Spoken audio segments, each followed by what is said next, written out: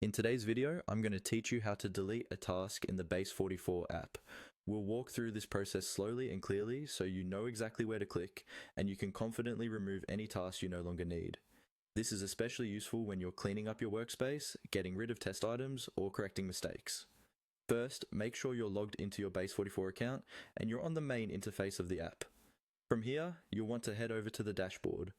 The dashboard is usually your central hub where you can access the different areas of your app. Look for the option labeled Dashboard in the main navigation and click on it.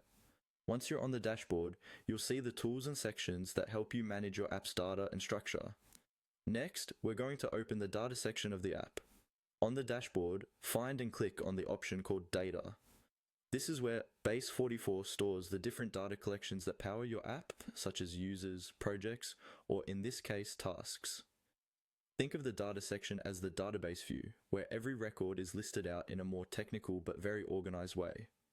Once you're inside the data area, look for the collection or table named Task. This is where all your tasks are stored. Click on Task to open it. When it loads, you should see a list of task entries, usually displayed in rows, with details like the task name, status, or due date, depending on how your app is set up.